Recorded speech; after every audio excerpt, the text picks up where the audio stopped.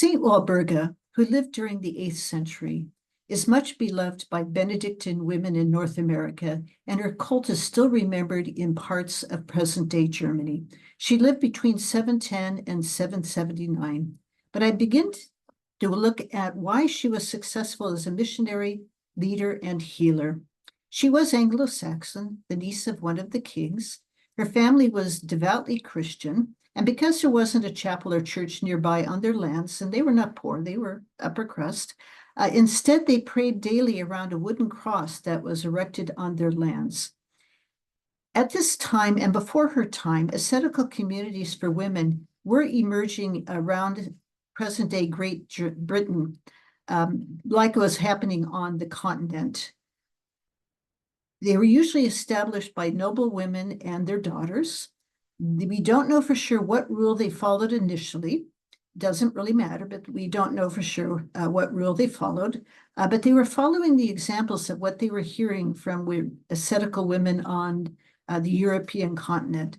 Being established by a noblewoman meant that there was some legal protection, which was necessary. And because the founders were noble and oftentimes attracted other noble daughters, physical protection was also provided by the king, because it would be scandalous for him if anyone in one of these ascetical communities of women was ever assaulted. This is a time of great social turmoil. We have invading Danes and Picts and just neighboring kings fighting one another for power and control. And so women did need both legal and physical protection in order to live this life they were trying to live.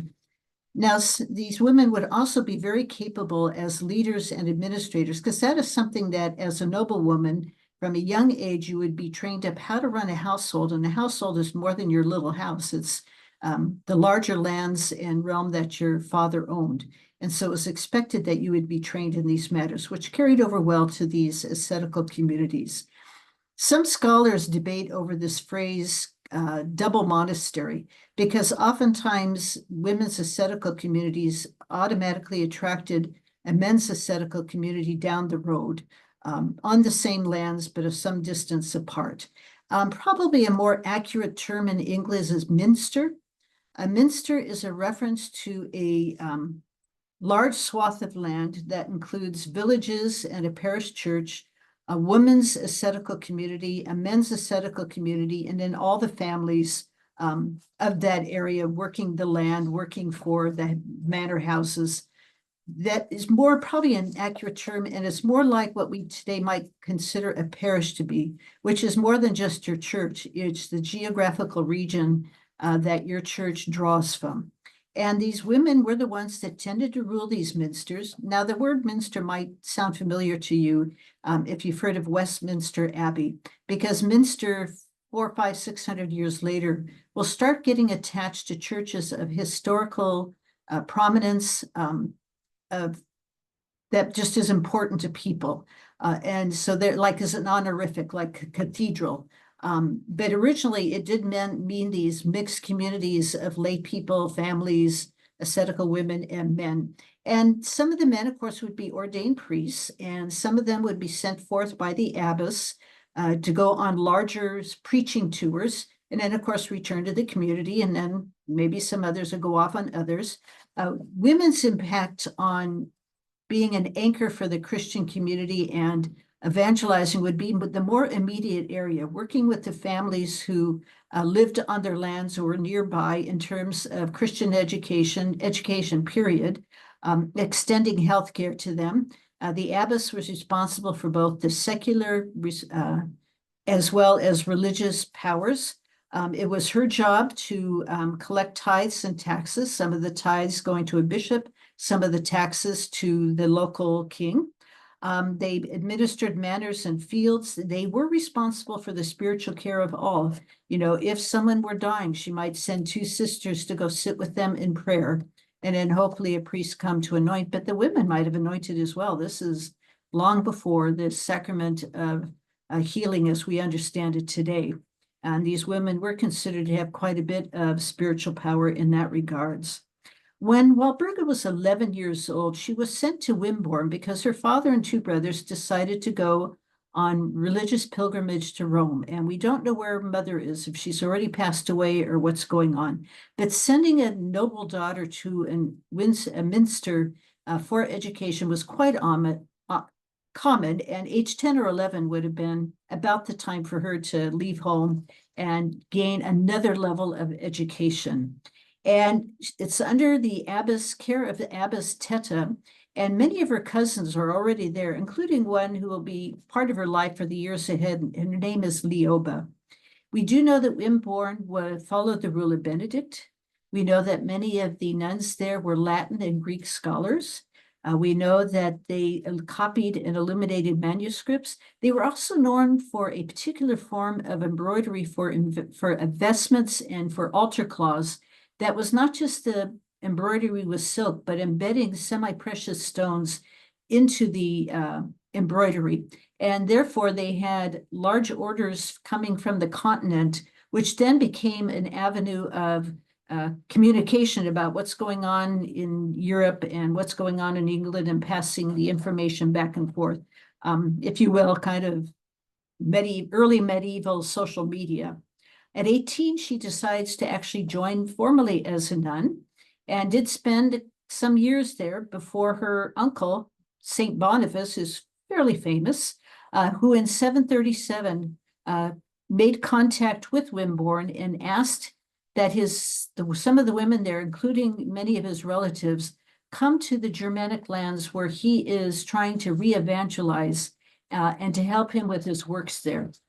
Now, a form of Christianity did actually had already arrived at the Germanic lands some centuries before. It's a mixture of a pagan culture with small gods and cults and superstitions, but also of an Arian Christianity. Arius was a bishop during a time when the church fathers were debating how Jesus could be fully human and fully divine, and they came down all over the place. The Orthodox position, defended by Athanasius and several of our desert mothers, held that Jesus was fully human and fully divine, and how God did it, we don't need to worry about it. It's a mystery. But some of the Greeks had to have this figured out, so they split hairs. And Arius said, well, Jesus of Nazareth was like a superhuman, way more human than the rest of us, but he wasn't actually divine. He wasn't actually God. And this kind of flavor of Christianity had made its way north into the Germanic lands. And so there's a kind of Christianity there, plus these little g gods and the cults that were local. And it was not common. In other words, not all Germanic people had the exact same little gods. Some were common, some were local. So it was a real mixture and hodgepodge of people, like they would have encountered in England, no difference. But Leoba and the other sisters, including Walburga, will be coming to these lands and trying to do the work that their Uncle Boniface needed. He was ordained or consecrated a missionary bishop, and part of his job was to try to set up church structures where they didn't exist. Now, some did exist, but where they didn't exist, he was trying to fill in the gaps, as well as to try to convert, I hate that term pagan, but it meant anyone who was not Jewish or Christian. Those who were not Christian, to hear the Christian message, and then also to deal with the Arian influences that had dwelt in the Germanic lands for a while. It does take an adventurous and courageous spirit to be willing to leave the familiar, highly educated monastery, highly educated fellow sisters, a food and a language you understood, the healing properties that are available in your area, and take off for a land where you don't know the customs and you don't know the culture or the languages and what you're going to find there, because you can be given some kind of a picture of what you're going to encounter, and then there's actually getting there and experiencing it. Two different things. So her brother, Willibald, will end up in Eichstätt, which is present-day Bavaria, and he will eventually be consecrated a bishop at Eichstätt as the church grows there. And her brother, Willibald, established a men's community at Heidenheim, not too far away from Eichstätt. So she encounters this Germanic Aryan pagan culture. But what does work well is, and Boniface probably caught on to this, is that the Germanic peoples understood communal living, because that's basically how they lived. And so seeing these foreigners come to their land and establishing a community that wasn't just the nuns or just the brothers, but which enveloped the whole village and town and neighborhood to be an extension of their community, was something that they totally understood and could relate to. And so that for them was not foreign at all. Also in Germany, like England, women were held in high regard, and women held important roles in the local small g god pagan cultures.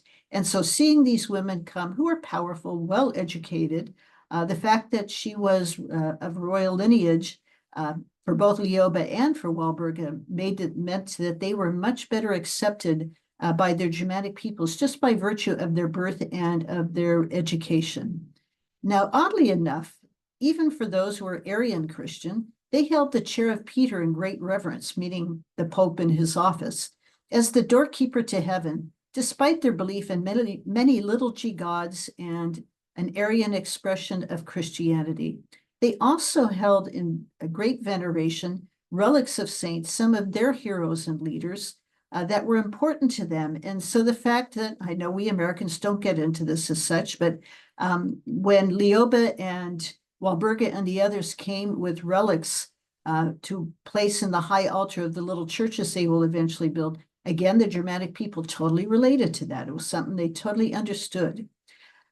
Walburga will originally travel to Tauberbischofsheim, where her relative Lioba was already serving as abbess.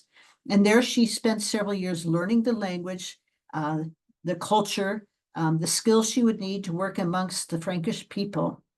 And what women did that was Boniface recognized was a real strength is that they would integrate Christianity, just was natural to the women, into the local culture wherever feasible. You know, think of it, the Christmas tree as we know it today actually comes from this time period and from the Frankish people. When it doesn't contradict the gospel, why not integrate it? Why not pray in their local language? Why not this, that, and the other thing, if it is not a contradiction to the Christian Gospels. And that was one of the strengths. The other strength is that women tended to immediately set up schools to educate the people, and especially the children, but anyone who is willing to learn to read and to write in their local language. So, of course, Walburga had to learn their local language before she could help them become literate in that language.